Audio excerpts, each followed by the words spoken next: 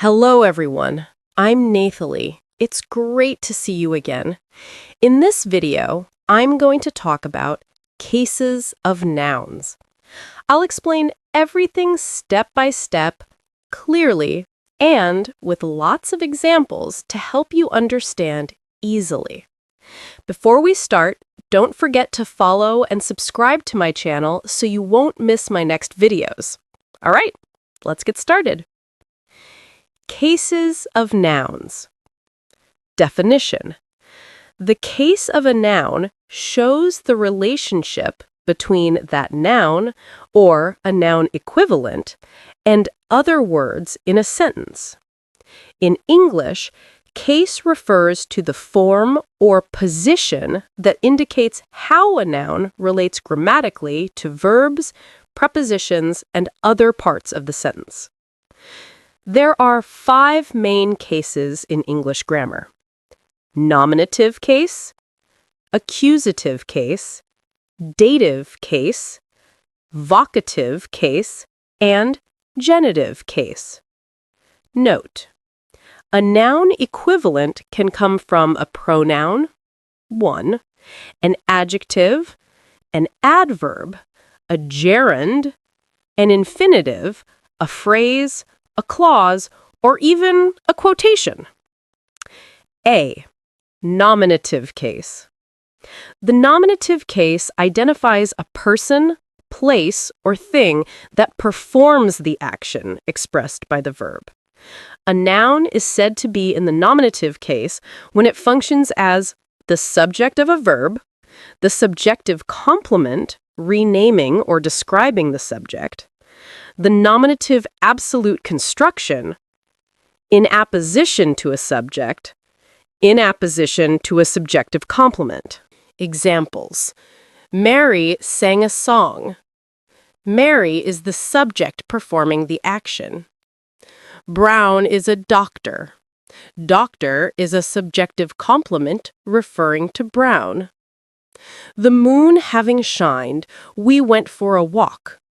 The moon having shined is a nominative absolute phrase. My friend, a mechanic, is named Butha. A mechanic is in apposition to my friend. They are victims, tourists. Victims and tourists are subjective complements describing they. Accusative case. A noun is in the accusative case when it is the object of a verb or preposition, or when it expresses adverbial meaning, time, distance, measure, etc.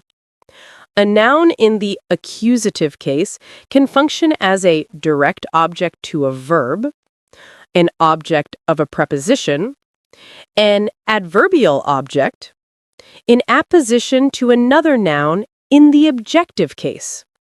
Examples: a teacher punished a lazy student. A lazy student is the direct object. Helen likes to paint a picture. A picture is the object of paint. I enjoy reading a detective story. A detective story is the object of reading.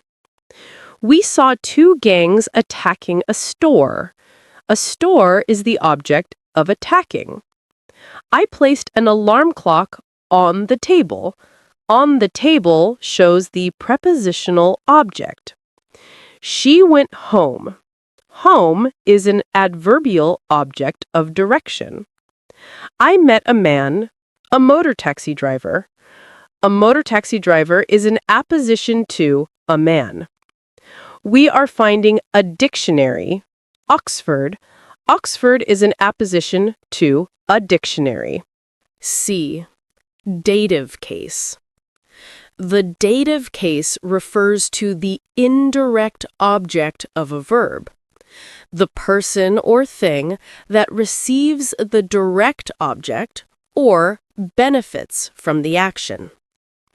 Examples: she gave me a parcel 2 days ago. Me is the indirect object. A parcel is the direct object. Can you tell us where you found her? Us is the indirect object. My father bought a computer for me. Me is the indirect object expressed with for. Notes. Some transitive verbs can take two objects, a direct object and an indirect object. The direct object is the person or thing acted upon. The indirect object is the receiver or beneficiary of that action. In English, the dative case can appear without a preposition when the indirect object comes before the direct object. Example, he sent me his sister.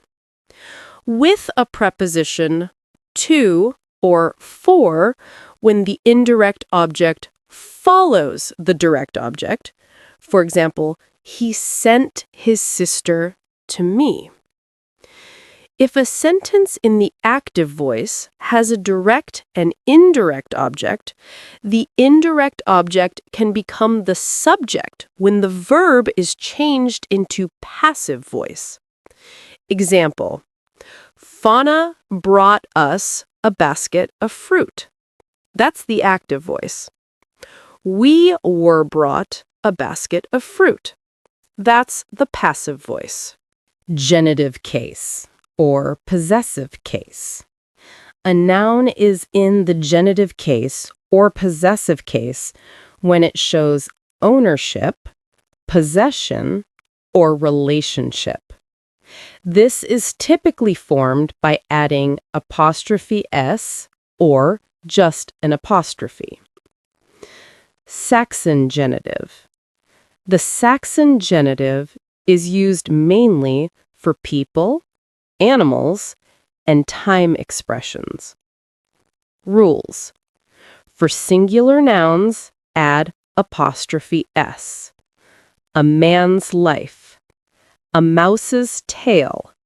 Brown's daughter. My friend's dog. For irregular plurals, not ending in s, add apostrophe s. The men's lives. The children's toys. The people's needs. For regular plurals ending in s, add only an apostrophe. The pupils' books. The farmer's proposals. The Norman genitive. The Norman genitive, or of genitive, is formed with the preposition of. It is often used with non-living things, inanimate objects, or abstract ideas. Examples: the top of a house, the legs of a chair, the roof of a car. It can also be used with adjectives functioning as nouns, the troubles of the poor, the happiness of the rich, the sufferings of the crippled.